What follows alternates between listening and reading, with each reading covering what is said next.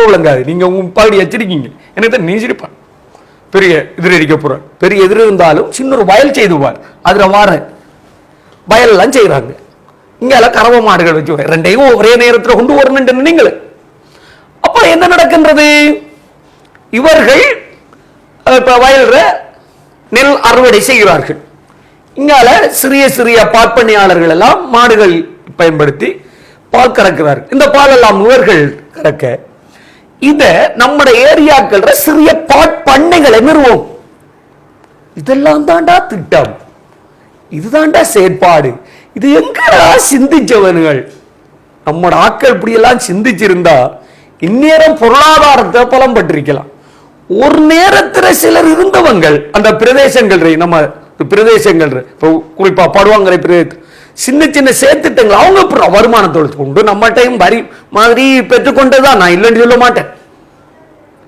இருந்தாலும் இன்னொரு பக்கத்தில் ஒத்துணை தோட்டங்கள் இருந்துட்டு தெரியுமா, இவ்வளவு உற்பத்திகள் அங்க கிடந்த வயல் எல்லாம் எடுத்து அவர்களே வயல் செய்தார்கள்.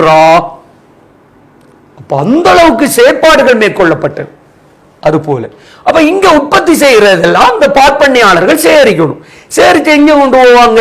அந்த பாற்பண்ணையாளர்கள் அந்த பால் இதுகள் எல்லாம் ஏற்றிட்டு போறதுக்கு வாகன வசதி சில பேர் கொடுப்போம். அப்ப நீங்க பாருங்களா, அப்ப உற்பத்தி செய்யப்பட்ட பால் சிறிய பாற்பண்ணையாளர்களிடம் சேகரிக்கப்பட்டு இந்த பெரிய பால்மா இந்த தொழிற்சாலைக்கு எடுத்து செல்லப்படுகிறது, உற்பத்தி தொழிற்சாலைக்கு. அதே மாதிரி எடுத்து செல்றதுக்கு இந்த வாகனங்கள் பயன்படுத்தப்படுகிறது. அப்ப பாருங்க இவங்க கொடுக்குறாங்க. இப்ப நீங்க நெல் எடுத்தாலும் நெல் போச்சே இருக்கிறது, எப்படியோ அங்க உற்பத்தி நடக்கு. உற்பத்தி செய்யப்பட்டால் நெல்லை கொண்டு போன என்னவோ மாறும், அரிசியா மாறும்.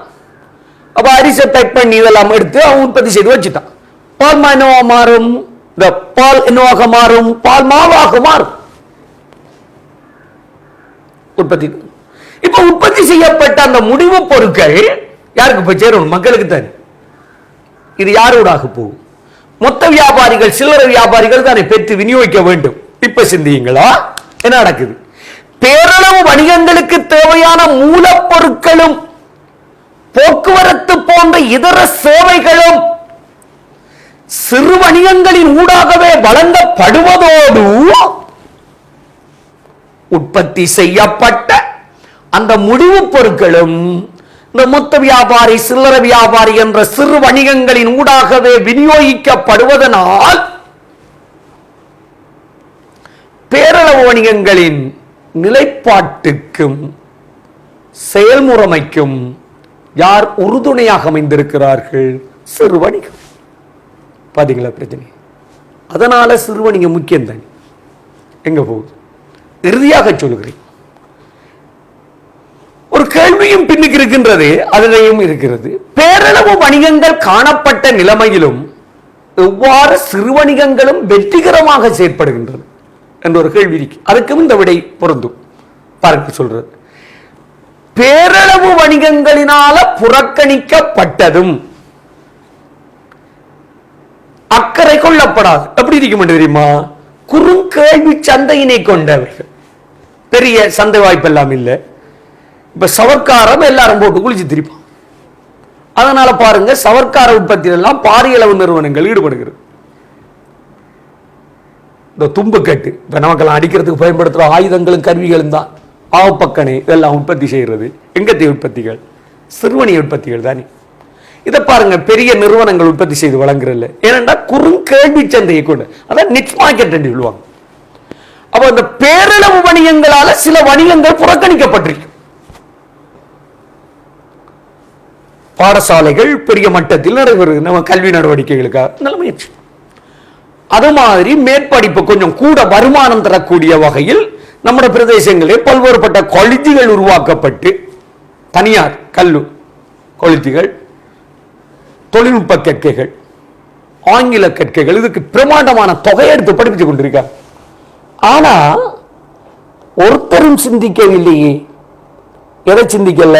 இந்த டியூஷன் கிளாஸ் பெருசா ஸ்கூல் மாதிரி அழகா அடிச்சு பெரிய வகுப்பறையாக எல்லாம் நாம் கொட்டில் மாதிரியான இப்பயும் கற்றுக்கொண்டிருக்கிறது. பாத்தீங்களா? கொட்டில் மாதிரி நம்மளுடைய கல்வி டியூட்டோரியல் எடுத்து பாருங்க. என்ன பேரளவணியமா சிறுவணியமா? சிறுவணியம். பேரளவு வணிகங்கள் அக்கறை கொள்ளல. சரி, சாதாரணமா பாருங்களேன், டியூட்டரியாக்கள் நிறைய வருமானம் உழைத்துக் கொள்றாங்களா இல்லையா? எடுத்துக்கொள்றோம் இல்லைன்னு எப்படி சொல்றோம்?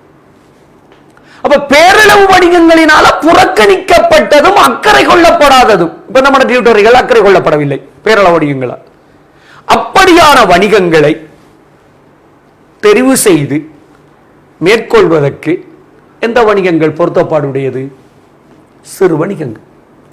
அதனால சிறு வணிகங்கள் இலங்கையினுடைய பொருளாதாரத்திலும் சரி, இலங்கைக்கும் சரி, மிகவும் முக்கியத்துவம் வாய்ந்தது. இப்ப விளங்கலண்டா, ரைட்? முதலாவது சற்று. இனி இப்படியான ஒரு சிறு வணிகம் இனி உங்கள்ட்ட விழிப்பை ஏற்படுத்தப்படும். இந்த சிறு வணிகத்தை நீங்களும் ஆரம்பிக்கத்தான். ஆரம்பிக்கணும் என்றால் நீங்க சில விடயங்களை கவனத்தில் கொள்ளும். ஒன்று, முதலாவது, உங்கள்கிட்ட எதிர திறமை இருக்கின்றதோ அதைத்தான் நீங்க தொடங்கணும். திறமையை அளவீடு செய்யும். நம்பர் விளக்கமாக. ரெண்டாவது, மூலதனத்தை பற்றி கவனிக்கணும் சொல்லுவாங்க. சாதாரண காய்க்குள்ள சொல்லுவாங்க. சந்தையை பற்றி கவனிக்கணும் சொல்லுவாங்க. போட்டித்தன்மை தொடர்பாக கவனிக்கணும் சொல்லுவாங்க. இப்ப முதல் ஒரு அடிப்படையை நம்ம எடுக்கணும். ஒரு அடிப்படை. மூணாவது, உங்கள்கிட்ட எந்த துறையில திறமை இருக்கின்றது என்பதை நீங்க பார்க்கணும். திறமை இதுதான் முக்கியம். நானும் சொல்ல போற விடயம். ரெண்டாவது, மூலதனத்தை பார்ப்பீங்க. சந்தையை பற்றி பார்ப்பீங்க. சந்தை போட்டி பற்றி பார்க்கணும். அதுதானே நம்மளை விழுத்தாட்டுறவனு. போட்டி போடு, ஆனா பொறாமப்பட. போட்டி இருக்கணும், நமக்கும் போட்டி இருக்கும். பொறாம வந்துடும் போட்டி. அடுத்தது, அந்த வணிக அமைப்பு முறைமையும் எதை தொடங்க போறீங்களோ அது தொடர்பான சட்ட விதிகளையும் பார்க்கணும். இப்ப நான் சொல்றேன், நீங்களும் ஒரு சிறு வணிகத்தை ஆரம்பிக்கணும் என்பதுதான் என்னுடைய இந்த கற்றலுடைய முயற்சி. இந்த பாடத்தை நான் தெரிவு செய்ததனுடைய இரண்டாவதாக நான் கற்பிக்க வெளிக்கிட்டதனுடைய தாற்பயம் இதுதான். நாங்களும் நாளை ஒரு சிறு வணிகத்தை ஆரம்பிப்போம். நமது காத்தாங்குடி போன்ற பிரதேசத்திலெல்லாம் ஏதோ ஒரு தொழில்துறையில ஸ்கூல்ல டீச்சரா இருப்பாங்க. பிகாம் பிபிஏ முடிச்ச பல சேர்மார் இருக்காங்க. பார்த்த சார்னுடன் திரிவாங்க. இப்ப உங்களுக்கு நான் சொல்ல தெரியும் பிள்ளைகள். ஆனா முடித்தாக்கள். ஆனா சைட்டால என்ன இருக்குமெண்டா, அவருக்கு ஒரு கடை, ஒரு சின்ன கடையாவது வச்சிருப்பார். இல்லாட்டி வீட்டோட 4 பேரை டெய்லர் ஷாப் மாதிரி வச்சு ஆடைகளை உற்பத்தி செய்து சந்தைப்படுத்தலுக்கு வழங்கு. இப்படி ஏதாவது ஒன்று இருக்கும். நம்ம இங்க யோசிக்கிறோம், படிச்சா அது இந்த தொழிலெல்லாம் செய்கிறதா, இப்படிதான் யோசிப்போம். இதுதான் சொல்றோம். ஒரு பக்கம் படிப்பு, வயலாவது செய்து பாரு. ஒரு பக்கம் தொழிலுக்கு போயிட்டு இன்னொரு ஒரு ஆளுக்கு நம்ம தொழிற்குறுத்தமா இருக்குமே, ஒரு ஆளை வேலைக்கு வச்சுக்கொள்ற, அவர்கிட்ட பசலைகள் அனுப்புற, அதுக்கு தேவையானவற்றை அனுப்புற, அவர் அதை பார்த்துக் கொள்வார். அடிக்கடி நம்ம சந்தோஷமா நம்மட கார வாகனத்துல போயிட்டு பார்த்துட்டுவார். ஒரு அந்த சூடடிக்கிற டைமில், அறுவடை செய்கிற டைமில் குடும்பத்தோட கொண்டு காட்டினா பிள்ளைகளும் சந்தோஷமா இருக்கும். அங்க வச்சு ஆலமரத்தடியில் சாப்பிட்டா இதெல்லாம் எப்ப கிடைக்க போகுது? இதான் நான் சொல்லித்தர போற பாடம். இதை கொண்டு போகணும். இதன் ஒரு கட்டமாக இன்னொரு விடுக்கம் தான் நான் சொல்றேன். நீங்க இருக்கிறீங்களா, அடே நீங்க எல்லாரும் சொல்ல மாட்டேங்கிறான் வியப்படுவாங்க. அதான் அரசாங்கம் ஒரு கட்டுப்பாடு வச்சிருக்கு.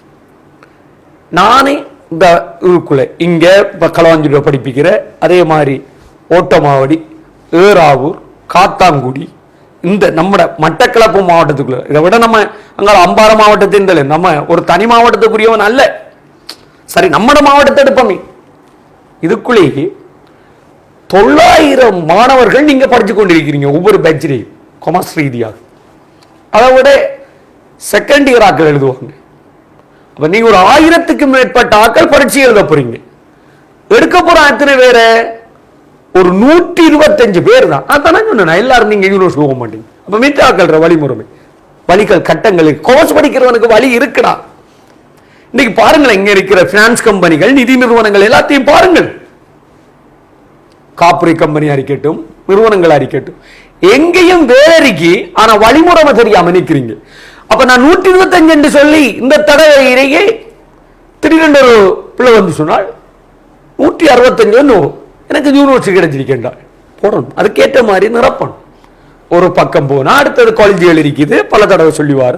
அதையும் தாண்டி சில படிப்புகளை முடிக்கலாம், நல்ல பரீட்சை 3 பாடம் சித்தி அடையும். இதுதான் எந்த சேர்த்திட்டம். என்னுடைய கல்லூரி சம்பந்தப்பட்ட நடவடிக்கை தான் உங்களை கொண்டு வருது. என்னுடைய பாடம் மட்டும் இல்லை, 3 பாடங்களும். எனவே சிறுவணிகம் ஒன்றினை நாங்கள் ஆரம்பிக்க வேண்டுமாக இருந்தால் முதலில் குறிப்பிட்டது போல உங்க ஒவ்வொருவர்கிட்டையும் ஒவ்வொரு திறமைகள் இருக்கின்றது. அந்த திறமையை நம்ம முதல் அடையாளம் காணும். பரீட்சையை சித்தி அடைந்தவர் போய்விட்டார். அப்ப சித்தி அடையாதவர்கள் எல்லாம் என்ன மடையர்கள் என்று கருத்தா? அவர்களிடமும் ஏதோ ஒரு திறமை இருக்கின்றது.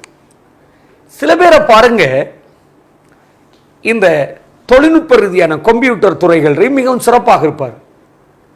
நானும் இந்த உங்களுடைய டியூட்டெல்லாம் அடிக்கிறவர்களும் சாதாரணமான ஏஎல் ஓஎல் படித்ததோடு இருக்கிறார்கள் தான். ஆனால் எவ்வளவு ஆணித்தரமாக அதனை எங்களுக்கு அழகாக செய்து தருகிறார்கள் என்று தெரியும். அது அவருடைய திறமை. என்னட்டா அந்த திறமை இல்லை. கற்பித்தல் அடிப்படைகள், சாதாரண கம்ப்யூட்டர் வேலைகள் மட்டும் செய்வோம். ஆனால் அவர் அதில் திறமை. விளையாட்டு போட்டிடலாம், ஓடுனா அப்படி வருவோம், வராதவர். நானும் அவள் என்ன ஓட்ட போட்டிடலாம், அந்த நேரம் தம்பி ஓடுனா பெஸ்டா. ஆனா பின்னுக்கு இருந்து வாக்கணும். அப்ப எனக்கு விளையாட்டு திறமை இல்லை, ஆனா படிப்பித்தலுக்கு வாங்க. இப்ப மட்டக்களப்பு இருக்கிறார்கள் நிறைய பேர் பார்த்திருப்பீங்க. கனவேர் நான் அன்றைக்கு சொன்னேன், சில பேர் வகுப்புக்கு வாரல. எங்கன்னு பார்க்கணும். அரசர் எப்படி கற்பிப்பார் என்பது இதில் உங்களுக்கு விளங்கணும். நல்லா படிக்கணும், நல்லா விளங்கப்படுத்தணும். இதுதான் ஒரு ஆசிரியர். இந்த வகையில் ஒவ்வொருவரிடமும் ஒவ்வொரு திறமை உள்ளது. பாத்தீங்களா, என்னிடம் நல்ல பேச்சுவன்மை இருக்கின்றது, அதை எடுத்தாளக்கூடிய தன்மை இருக்கின்றது, உங்களுக்கு விளக்கமாக சொல்லக்கூடிய. அது இது தியரி பாடம். மூளையில் அவ்வளவு தியரியை நான் ஞாபகத்தில் வைத்திருக்க வேண்டும். கணக்கென்ற ஒரு கணக்கை ஆயத்தப்படுத்தி வந்து இன்றைக்கு கணக்கெடு படிப்பிக்கிறார், கற்பித்து விட்டு செல்லலாம். அது அவருக்கு இந்த கணக்கை செய்யக்கூடிய ஆற்றல் இருந்தால் போதுமானது. இது உளவு தியரியை நான் ஞாபகத்தில் வைத்துக் கொள்ளும். நீங்களும் தான் இந்த தியரி பாடம் விழுந்தடிச்சு கொண்டு நான் அவ்வளவு நல்லா படிப்பிக்கிறேன். கடைசியா தியரிய பாடமாக்கி தானே ஆகணும். பரீட்சைக்கு எழுதணுமே. சும்மா போய் எழுந்த மானத்தில் எழுதலாமா? விடை சரி போடுவானா? அங்கே இருந்தால் என்று எழுதலாமா? இல்லத்தானே. அதனால திறமை இருக்கின்றது உங்களுக்கு. முதலில் நீங்கள் சிறுவணிகம் ஒன்றை ஆரம்பிக்கின்ற பொழுது உங்களுடைய சுயசக்தி மதிப்பீடு ஒன்றை எடுக்கணும். எதில் உங்களுக்கு திறமை இருக்கின்றதோ அந்த திறமை சம்பந்தப்பட்ட தொழிலைத்தான் நீங்க நடவடிக்கையாக ஆரம்பிக்க வேண்டும். ஒன்று, திறமை இல்லாமல் ஆரம்பிக்க விட. இப்படி ஒரு சம்பவம் நடந்திருக்கிறது. ஒரு என்னுடைய ஊர் தொடர்பானதில் ஒருவர் வெளிநாடு இருந்து வந்தவர். அவர் என்ன செய்தார், வெளிநாட்டிலிருந்து வரக்குள்ளே இந்த முடி அலங்காரம் செய்வதற்கான கருவிகள் இதுகள் எல்லாம் கொண்டு வந்து அவர் கொஞ்சம் காசு செய்து பண்ணி கடையெல்லாம் அடிச்சு எல்லாம் இது பண்ணு. ஆனால் அவருக்கு முடிவெட்ட தெரியாது. எங்களோட சகோதரங்களில் இருவர் வேலை செய்து கொண்டிருந்தார். நானும் அவன் முடிவெட்ட போறேன். அவர்களுக்கு அன்றைக்கு ஒரு 9,000 10,000 ரூபாய் வருமானம் வரும். அவன் 2 பேருக்கும் 1000 ரூபாய் கொடுத்து போட்டு மிச்ச காசு அவர் எடுத்துட்டு போயிடுவார். நான் சொன்ன அந்த பொடியினல்ட்டு, இப்படி இன்னொருவன் நம்மோட காசை சுரண்டி விட்டு செல்கிறாரே, உங்களோட பிரச்சனை என்ன? உங்கள்கிட்ட திறமை இருக்கிறது, காசு இல்லை சார். ரைட், அந்த நேரம் கொஞ்சம் இதுதான். 20,000 ரூபாய் காசு தாரன், ஒரு சம்மேளனத்தில் போய் கதைங்க, ஒரு கட்டிடத்தை குறைந்த வாடகைக்கு எடுங்க, மீது இதுக்குள்ள இந்த கருவிகள் உங்களுக்கு கண்ணாடி இது எழுதானே வாங்குங்க. இப்போ நீங்கள் தனிய தொழிலை தொடங்குங்க 2 பேரும் சேர்ந்து. இவ்வளோதான் செய்து தொடங்கினால் இப்போ அதே 8,000 வருந்த.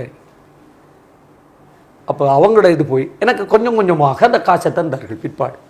பார்த்தீங்களா திறமை. அப்போ அவருக்கு கடையை இவர்கள் விட்டுட்டு வந்தா அந்த வெளிநாடு இருந்து வந்து கடை போட்டவர் நிலைமையை பாருங்க. அவருக்கு முடிவெட்ட தெரியாது. அப்போ அவர்கிட்ட 1000 கருவிகள் இருக்கின்றது, வேலை செய்ய முடியுமா? இல்லை. எனவே எதிர உங்களுக்கு திறமை இருக்கின்றதோ அந்த திறமை தொடர்பான தொழில் நடவடிக்கையை தான் நீங்க தொடங்கணும். திடீரென்று நமக்கு விவசாயத்தை பற்றி ஒன்றும் தெரியாது, நாம் கொண்டு காலை இறக்கி திணிக்கலாமா? நட்டமாயிடும். எனவே திறமைக்கேற்ற உங்களுக்கு எதில் திறமை இருக்கின்றதோ அந்த தொழிலே தொடங்கணும். எனக்கு கல்வி தொடர்பான நடவடிக்கை, நான் முதல்ல கற்பித்துக் கொண்டிருந்தேன். நாங்களும் கிராமங்களில் இருந்து வந்தவர்கள். மட்டக்களப்புக்கு நகரம் நமக்கு என்னென்னு தெரியும், அந்த பாடசாலைகளிலும் நாம் கற்கவில்லை. நகருக்குள்ள வந்து குடியேறினோம், படிப்பிச்சோம். படிப்பிக்கக்குள்ள பார்த்தா அவங்களோட சூழல் எல்லாம் படித்து கொண்டோம். டியூட்டர்கள் வேறு இருந்தது, வேறு டியூட்டர்கள் ஆரம்பத்தில் படிப்பிச்சேன். அப்புறம் நானாகவே அப்ப நம்மட கல்வியோட தொடர்பட்டது என்ன, கல்வி நிறுவனம் உண்டு, அதை உருவாக்கணும். டியூட்டரி போகுது பார்த்தீங்க, அதோட தொடர்பட்டு. அப்ப அதுதான் எனக்கு திறமை. இப்ப என்னத்தை பற்றி யோசிக்கலாம்? அடுத்தது ஒரு புத்தக வியாபார நிறுவனம் நம்ம நண்பர் ஒருவர் வைத்திருக்கிறதால நாங்கள் அதை பற்றி யோசிக்கல.